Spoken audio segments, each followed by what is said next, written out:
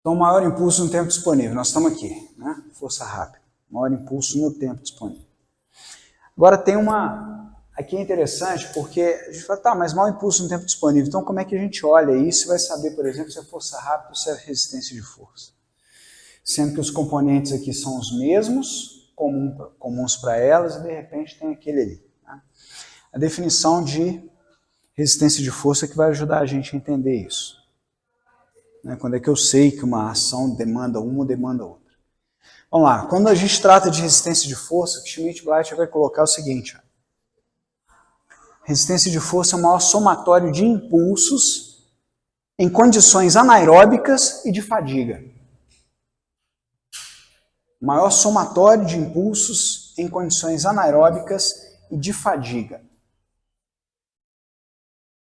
Ou que possam levar à fadiga.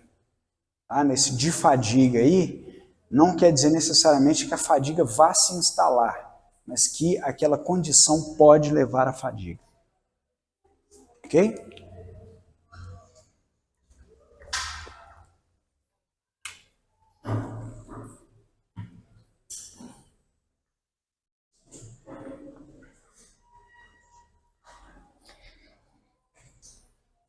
Tranquilo isso aqui? Somatório, maior somatório de impulso.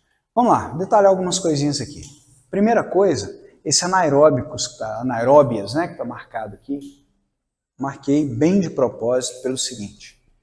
Isso aqui dá um indicativo valioso para nós sobre a capacidade de força. A gente vai ver lá, força definida em termos de força máxima. Só que aí nós vamos olhar para as manifestações, mais do que para a definição em si, porque a definição é difícil de atender todas as forças se manifestando em várias condições, devido aos diversos fatores que influenciam. Mas aqui vai ficar uma característica para nós muito interessante. Esse anaeróbico é o seguinte, ó. Condição de fadiga. Tem outra condição de fadiga que não seja anaeróbia?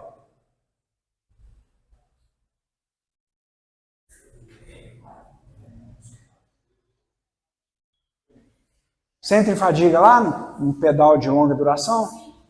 Tem fadiga? Então tem fadiga que pode ser aeróbica, não pode? Tem. Né? A gente vê uma redução do desempenho devido à incapacidade de manter um determinado desempenho gerado em condições aeróbicas de produção de energia. Pode ter. Tá? Então, por que eu marquei isso aqui? Muito importante para nós. A força é significativa em condições anaeróbicas. Força, de forma geral. Se eu vou olhar para uma modalidade e falar assim, olha, será que essa modalidade depende de força? Depende. Tá? Não é que o atleta tem ou não que treinar força. O atleta de resistência tem que treinar força também, é importante para ele. Tem uma boa qualidade muscular. Mas eu olhar para a modalidade e falar assim, essa modalidade ela depende de força? Normalmente quando a condição é anaeróbica, sim. Tá? A condição é anaeróbica. Quando a condição passa para aeróbica, aí nós já começamos a olhar e falar, olha, a força pode até ajudar ali, mas não é o determinante daquela modalidade, ou daquele tipo de ação. Beleza? Então essa definição da resistência de força, ela ajuda a gente muito nisso aí. Maior somatório de impulso em condições anaeróbias, porque força é anaeróbia. E de fadiga. E de fadiga. Ou propensa à fadiga. Então, força é anaeróbica. Força é aeróbica, a força pode ajudar, mas não é o determinante. Aí, o que acontece? Olha, quando a condição é aeróbica, é bom que o praticante treine força para uma condição de condicionamento geral e qualidade da musculatura. Isso é muito importante. Né? Por exemplo, a hipertrofia muscular, o treinamento de força leva a hipertrofia muscular. Não precisa ficar hipertrofiando demais, mas essa hipertrofia, ela acontecendo, ela acontece por alguns elementos de microlesão, por exemplo, sarcômeros fracos vão ser degenerados e vão dar lugar à construção de sarcômeros mais fortes. Então, isso é hipertrofia. Então, tem uma musculatura com melhor qualidade. Então, está lá no ciclismo, legal fazer musculação? Sim. Né? Para ter uma musculatura com melhor qualidade. Vai suportar mais o estresse mecânico do ciclismo. Né? Mas é o treinamento fundamental força? Não. O treinamento fundamental do ciclismo de longa duração é resistência e não força. Tá? Aí eu tenho uma modalidade que é anaeróbica. Então, para aquela modalidade, pode olhar para a força. Vai ser marcante ali. A resistência, no caso aeróbica, né? Pode ajudar a pessoa naquele treinamento no desempenho daquela modalidade, mas não é o determinante. O determinante é alguma coisa anaeróbica, principalmente força. Beleza? Tranquilo? E aí é onde tem um recorte temporal aí que é interessante para nós. Isso lá na fisiologia do exercício vê muito isso. Um gráfico que cruza as mobilizações. Deixa eu ver se eu tenho ele aqui. Eu acho que eu tenho ele em algum lugar aqui. Acho que eu tenho em algum lugar aqui. Deixa eu achar ele. Caramba, cadê ele? Aqui, ó, esse gráfico aqui. Está escondido aqui. Esse gráfico aqui, ó. Produção de energia no tempo. Anaeróbico, tracejado, aeróbico, linha cheia. Então, percentual de contribuição de energia. Se o tempo é muito curto, o percentual anaeróbico é alto, aeróbico é baixo. À medida que o tempo vai prolongando, a gente vai vendo um cruzamento dessas curvas. Aproximadamente em 2 minutos elas se cruzam. E aí, tempo além de 2 minutos, a produção aeróbica começa a se tornar dominante, a anaeróbica vai caindo suas significâncias. Tá? Então esse tempo aqui é interessante para nós. Estou diante de uma modalidade que as ações dela duram, ou que a execução dela, a realização, dura menos de 2 minutos, opa, começa a olhar para a força, provavelmente a força ali é determinante. Não, ela é mais de 2 minutos. Talvez a força ajude, seja importante, mas não é o elemento determinante do condicionamento. Beleza? Então vamos lá.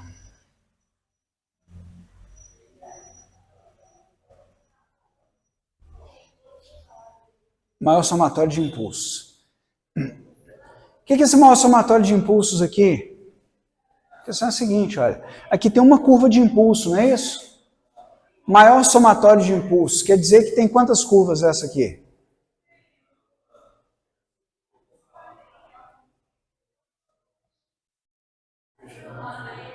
Isso ali é uma curva de impulso, né? Resistência de força, nós estamos falando do maior somatório de impulsos.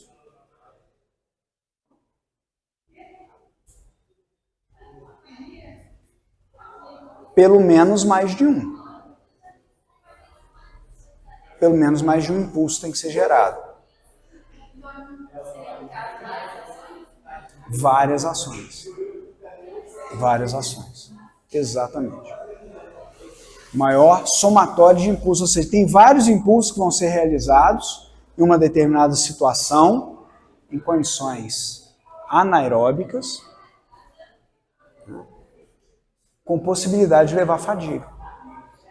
E por isso nós precisamos de resistência, porque tem que resistir à fadiga, numa condição anaeróbica de produção de impulso. Ok? Vou dar um exemplo aqui. A gente estava falando de corrida, não é isso? Corrida de velocidade. Quantos impulsos existem na corrida de velocidade?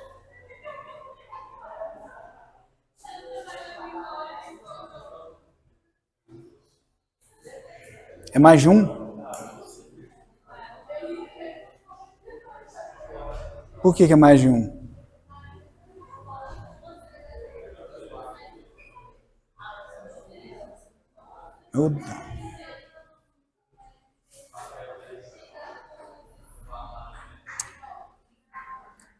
Sempre a hora que eu estou procurando uma coisa, eu tenho a ideia aqui, eu vou procurar a coisa, eu não acho, porque ela não estava fazendo parte do planejamento. Queria mostrar para vocês uma curva de velocidade tá aqui sim, tá aqui. Ela não estava fazendo parte do planejamento, não, mas ela é interessante para nós. Isso aqui, olha, parece com a curva de impulso, tá? Força-tempo, mas não é isso não. Essa daqui é a curva da velocidade de corrida numa corrida de 100 metros. Perceba o seguinte, olha, não vou olhar para cada uma delas não, mas o formato geral delas. O que acontece? Velocidade no tempo, tá certo? Corrida de 100 metros. O que acontece aqui? Velocidade vai aumentando, vou pegar essa de baixo aqui, ó. Velocidade vai aumentando até chegar numa velocidade máxima, não é isso? Em torno aqui de 40 segundos de corrida. Ó, 40 segundos, o cara já terminou há muito tempo. Aqui é a distância, 40 metros. 40 metros de corrida aproximadamente, não é tempo aqui não, aqui é distância. Não está dando para ver, não está dando para ler direito aqui. Então 40 metros, a gente vê que o atleta está acelerando. A hora que chega em 40 metros, 30 metros mais ou menos, a gente vê uma certa estabilização da velocidade de corrida, até os 50 metros. E depois, ela começa a declinar. O atleta vai tentando manter essa velocidade, mas ela declina. Olha. O que isso aqui indica para nós? Fadiga. Incapacidade de manter o mesmo desempenho. Fadiga. Né? Olha aqui também, ó, 100 metros. Na distância também, olha, 30 metros, pá, chegou lá no máximo. Manteve um pouquinho, de repente, começa a cair. O atleta brigando para manter o desempenho, né? E essa curva aqui é a curva construída, teórica. A curva teórica da velocidade é essa daqui. Essa daqui é velocidade no tempo. Então, em torno de 3 segundos, 3 a 4 segundos, a velocidade subindo. Depois ela começa a cair. Né?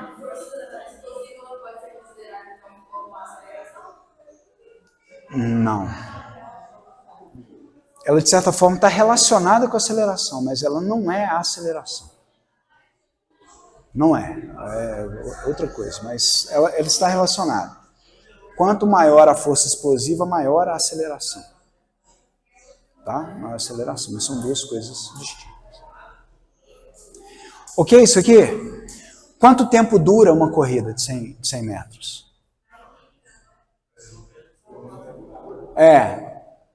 Não é para nós aqui não, tá? Para nós aqui 20 segundos, né?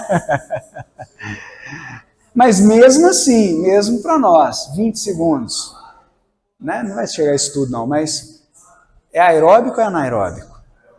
Hã? Anaeróbico, completamente anaeróbico alático ainda, né? 20 segundos, não chegou, nem o sistema glicolítico nem está funcionando a pleno vapor ainda. Tá? Anaeróbico alático. E olha só, é uma condição que leva à fadiga. Uma condição anaeróbica que leva à fadiga. Qual o componente da força? Qual a manifestação da força que a gente vai ver aqui?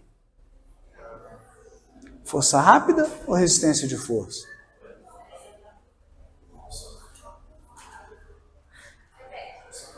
Vamos lá. Por que força rápida?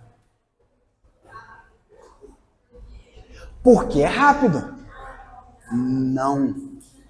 Não, cuidado com isso. Por isso que eu não vou usar força explosiva como aceleração, porque a aceleração vai estar mais relacionada com a velocidade. E aí eu olho para a força rápida, para o nome dela e falo assim, já que é força rápida, velocidade. Não é por aí.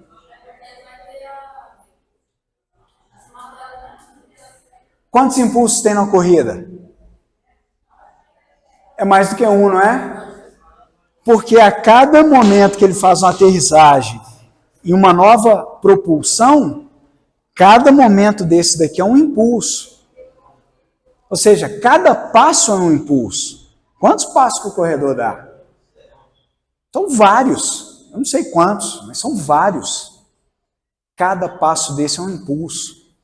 Então nós temos um somatório de impulsos sendo realizados, numa condição anaeróbica, menos de 10 segundos, e que leva à fadiga.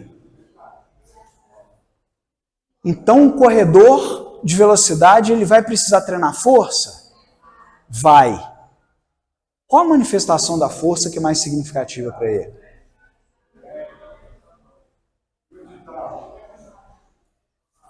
Força rápida? Continua na força rápida? É porque é rápido. Não. É resistência de força. Olha aqui. Maior somatório de impulsos em condições anaeróbicas e de fadiga. A força rápida não tem somatório de impulso, é uma vez só.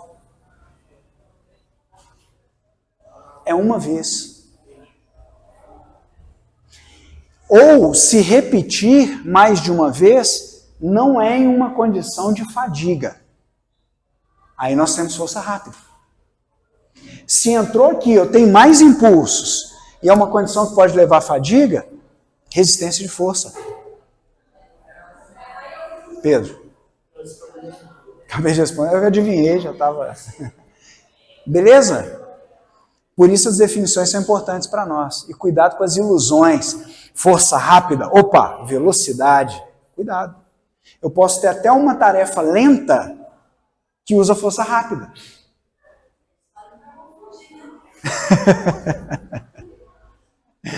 Eu posso ter uma atividade lenta, uma ação lenta que usa força rápida. Exemplo? Levantamento de peso. Sacou? Por quê? Olha, é uma ação só. Ele faz aquilo uma vez. Quer dizer, eu acho que faz mais, né? Se tiver... faz mais. Só que faz mais como? Pô, tem uma pausa gigantesca. Eles vão descansar ali enquanto um faz, aí ele terminou de fazer uma vez. Pá! Né? E aquilo é lento.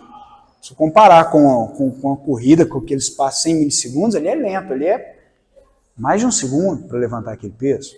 Tá? Então chega lá na força máxima, é lento. Tá? Um segundo é lento? Em termos esportivos é lento. Porque o soco dura 100 milissegundos, o chute 200 milissegundos.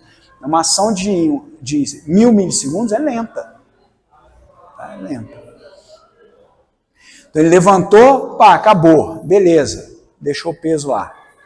O outro vem, prepara, e vem o outro também, faz e prepara e tal. No final das contas, a gente tem uma pausa de muito mais de 5 minutos, que é uma pausa suficiente para regenerar o sistema que vai ser usado ali. Né? O sistema ATP-CP, regenerado rapidinho. Regenera, vai lá de novo e faz outro levantamento, se for o caso. Tá bom? Então, pode haver repetições? Pode. Mas não é, a busca ali não é o maior somatório de impulsos. Ele acaba fazendo mais vezes. Mas não é uma condição de fadiga também. Vai descansar. É diferente da corrida que um impulso vem seguido do outro. E ali, cara, vai cair o desempenho. Tá? Então, no levantamento de peso, é força rápida. E na corrida de velocidade, é resistência de força. Beleza? Beleza?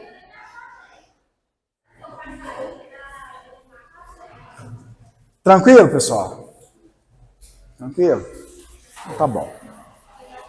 Vou fazer o seguinte, eu vou ficar com essas manifestações aqui para vocês, não vou passar para adiante não. Quer dizer, vou passar um pouquinho para adiante, mas coisa rápida. Nós vamos conversar mais sobre isso. Mas eu quero só dar uma pincelada aqui. Tá bom, vou treinar a resistência de força, ou, né, vou ter que treinar não, vou melhorar a resistência de força, melhorar a força rápida. O que eu espero de adaptação nesses treinamentos? Né, ou quais são as adaptações principais do treinamento de força? Nós vamos entrar nisso aqui.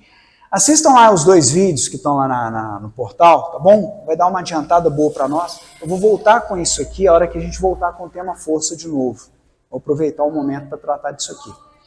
Mas quando nós vamos treinar força, nós vamos esperar basicamente 2 tipos de adaptação que vão levar a melhoria na força. Então aqui é a curva de força. Progresso no desempenho de força, tá? E tempo de treinamento. Às vezes anos aqui, meses, anos de treinamento. Essa curva mais branquinha aqui, mais cheia, mais grossa, ela indica para nós o aumento da força. Até chegar no limite da força, né, com um tempo aí prolongado de treinamento, chegando no teto, na capacidade da pessoa. Certo? Essa força total, ela é aumentada por 2 mecanismos, basicamente. Que é, num primeiro momento, o mais rápido que ocorre, adaptação neural. Tá? Lembrar lá, né? Força é neuromuscular, não é isso? Então, a adaptação neural, um ajuste do sistema nervoso para melhorar a qualidade da transmissão. Eu ia falar impulso, mas aí começa a confundir com o impulso que a gente está conversando agora. Né? O comando, essa transmissão neural melhora, né? E melhora a coordenação muscular e tem um aumento da força. Beleza? Então aqui é um aspecto de aprendizagem, um elemento de coordenação da musculatura. E logo em seguida vem um mecanismo que é um pouquinho mais lento, demora um pouco mais para começar a acontecer, que é um mecanismo estrutural, que é a mudança da qualidade muscular, ou seja, a hipertrofia, o aumento da massa muscular a partir do aumento de sarcômeros em paralelo. Beleza? Então a força aumenta por esses 2 mecanismos, a adaptação neural e a hipertrofia muscular. Esses 2 trabalhando juntos. Tá? E aí nós podemos, no treinamento, e aí depois eu queria trazer isso aqui, e depois nós vamos ver que aqueles componentes, eles são trabalhados a partir desses 2, fazendo, às vezes, alternâncias ou trabalho conjunto entre os 2. Certo? E aqui não confundam, a adaptação neural ela é mostrada aqui no início, né? A gente tem a ilusão do seguinte, olha, a adaptação neural acontece no início do treinamento e depois hipertrofia. E aí então, bom, a adaptação neural já aconteceu, vai de hipertrofia, daí para diante. A adaptação neural acontece toda vez que a gente muda o treinamento. Tá? Todo movimento novo, ele vai passar primeiro por um ajuste de adaptação neural. Então, todo momento que a gente muda um programa, né, ou troca de exercício, ou faz alguma coisa nesse programa, a primeira coisa que acontece é a mudança neural. Mesmo que a pessoa seja altamente treinada em força. Beleza? E aí é muito legal, porque a gente começa a explorar um ou outro de acordo com a necessidade do esporte que a gente está visando, né? Mesmo que a pessoa seja altamente treinada, a gente pode usar um mecanismo ou outro de acordo com a necessidade que ele tem naquele momento no esporte que está praticando. Mas sempre essa jogada entre os 2 mecanismos, hipertrofia e adaptação neural. Hipertrofia e adaptação neural. Beleza? E aí o outro componentezinho que entra é a tal da capacidade de resistência à fadiga, que só vai entrar para a resistência de força. Mas aí a gente trata dela particularmente mais para adiante. Os 2 mecanismos básicos são esses aqui. Certinho? O que você está rindo aí, Pedro?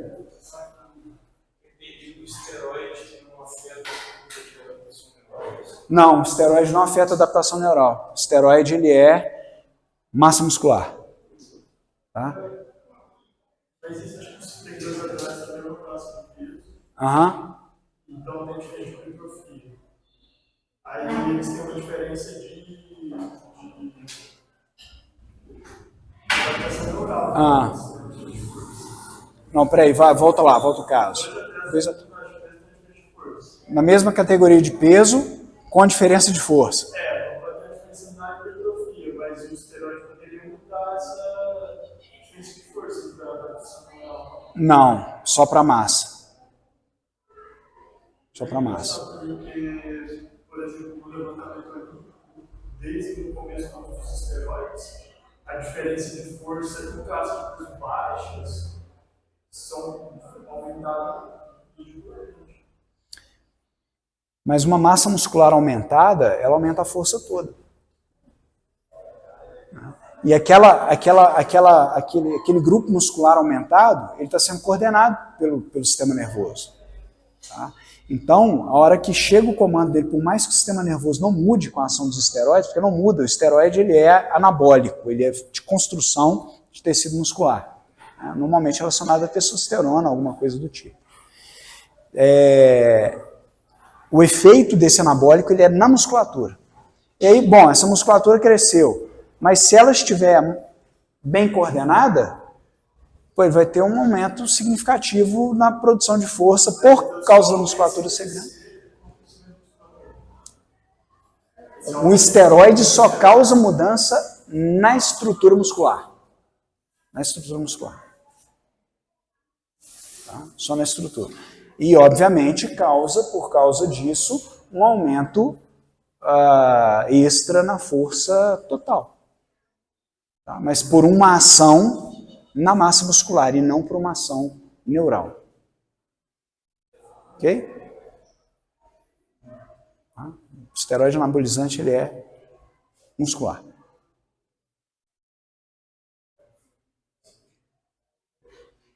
Beleza? É que eu tinha falado para vocês, olha. Moçada, na academia, cheguei no teto.